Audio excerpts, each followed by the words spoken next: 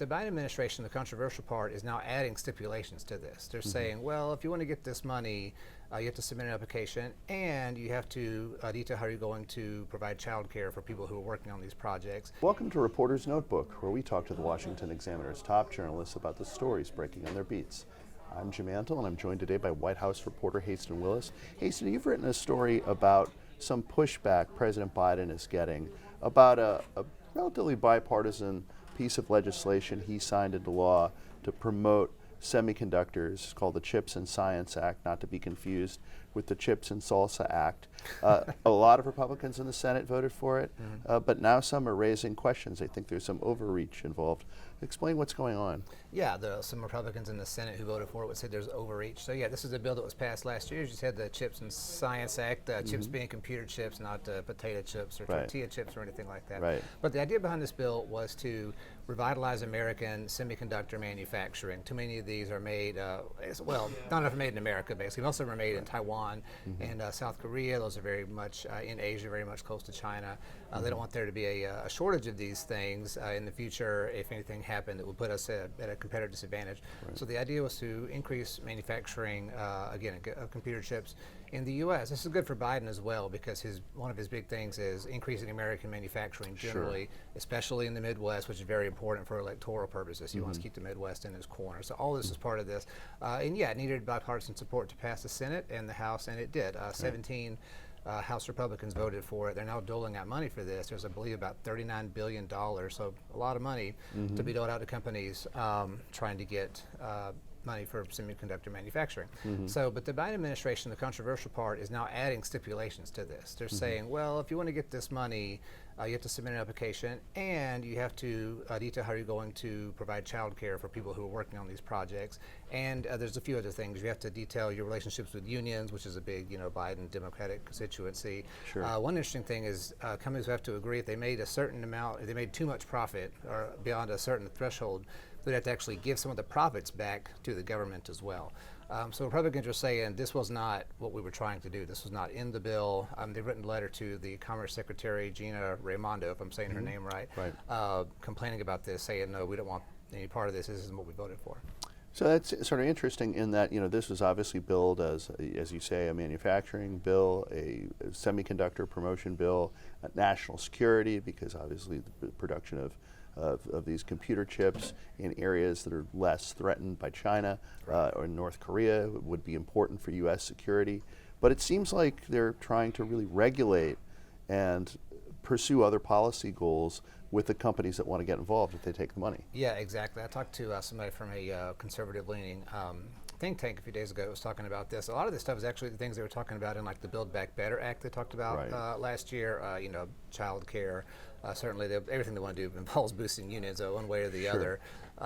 So he's saying that these are things they wanted to get into other bills that they didn't get. They're now trying to do this just kind of on their own, which is what they would call executive overreach, right? This is not what the bill said. This is what the Biden administration is doing on its own. And Raimondo actually said something to this effect herself, talking to the New York Times. She said something like, if Congress wasn't going to do this, do what they should have done, we're going to do it in implementation. The question is whether or not they really have the legal authority to do that. This person I was talking to from the American Action Forum was saying there definitely could be a lawsuit over this, claiming executive overreach. And the Supreme Court has taken a pretty dim view of that kind of thing over the last few years. Right, a little bit of backdoor Build Back Better. Yes, that's a tough twist. That's a little tougher to say than the original slogan, yeah. Yeah. But I mean, all of this points to President Biden's clearly looking toward a reelection bid. Everything we just discussed with the semiconductor bill, these both the things that he's sort of mandating and the things that Republicans actually knew they were voting for, these are all things that promote goals that would presumably aid Biden's reelection. But he hasn't announced a campaign yet. Yeah, he hasn't officially. And yeah, like you said, all those things would be good for him. I mean, child care, unions, Midwestern manufacturing, those are all things Biden talks about a lot and wants to continue talking about as he gears up for a re-election campaign. But right, officially, he has not announced. Now, he's in a pretty comfortable position, doesn't really need to do that yet. Anyway, there's no serious Democrats trying to challenge him. We're not going to have like was it Ted Kennedy, I believe, who challenged Jimmy Carter in 1980. I don't think it's going to happen. But Biden is definitely hinting significant things. One of the strongest things he did was there was a Arts and Humanities Awards ceremony he did a few days ago. I actually went to that myself at the White House. They gave awards to like Vera Wang, the singer, Bruce Springsteen. I think Gladys Knight was there. Yeah. Gladys Knight. I was excited to see Gladys Knight. Right, and I trained to Georgia, right? Yeah. But one thing he said kind of off the cuff, he honored a novelist who wrote 2 novels back to back that both won the Pulitzer Prize. And so Biden quipped. He said, "Well, I'm trying to go back to back myself." And the whole crowd laughed and everything. But obviously, he's very much hinting at an election bid, even though that's not official yet. Yeah, I mean, he's doing basically everything you would do if you were running for re-election, but he hasn't made the announcement.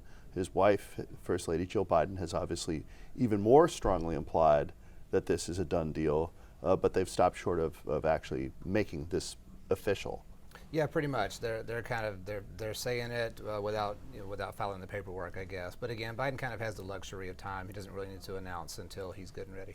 Now, Republicans have a presumed candidate of their own who is doing all of the things that you would do if you were running for president, increasingly talking like a person running for president, but has not, as you say, filed the paperwork, and much to the consternation, perhaps, of former President Donald Trump, who has. Florida Governor Ron DeSantis. That's where the real interest is, I think, at this point.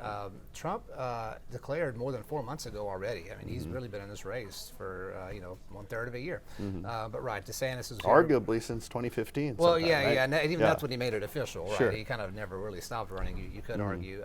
But the other big name, of course, is Florida Governor Ron DeSantis, who's kind of doing like Biden, like you're saying. He's done a book tour. He's making stops around the country. He spoke at the Reagan Library in California. Made a stop in Iowa, which had the first presidential caucus. Very much acting like a candidate, but is not officially a candidate yet. Unfortunately for him, he's not really in a comfortable position the way Biden is. Trump is going after him very hard on his social media site, throwing out insults, calling him Ron DeSanctimonious and Meatball Ron and Tiny D and all these nicknames he has for him. And DeSantis has been slipping a little bit in polls of Republican voters the last few weeks. So there's pressure on him, I guess, to go ahead and announce, but he's not going to do that yet either.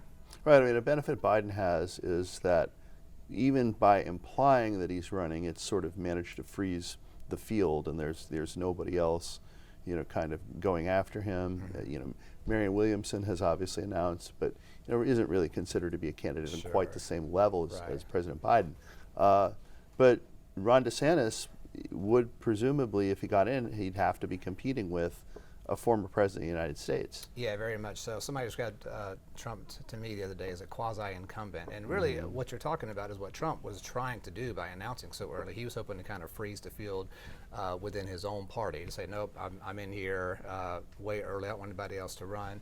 Doesn't seem to be happening. Obviously, Nikki Haley has already announced. There's talk about Mike Pence and a few others. But the big name is clearly DeSantis. He's head-to-head with Trump in some polls, led him in a few polls, and everyone else is like way down there in single digits.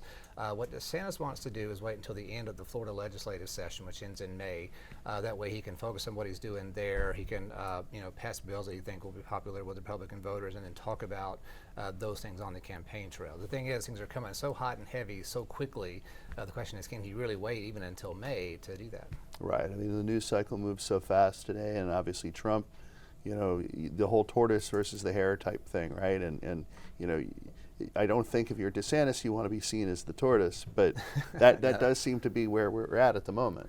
Definitely, and he's in such a tricky position. I guess all the Republicans are that Trump has, of course, a massive following, a massive base. He has to keep those people in his corner. He's got to, keep them with him while still convincing them to vote for him ultimately rather than Trump. So he can't go out and throw these haymakers, or at least he's not choosing to so far, really going after Trump really aggressively because he doesn't want to totally alienate that base. So he's doing this more kind of sly, underhanded thing, and we'll see if that works out for him. A little bit of a Trump two-step. Yes, absolutely. Thank you, Haisten. You can read Haisten and the rest of our political team's coverage at washingtonexaminer.com.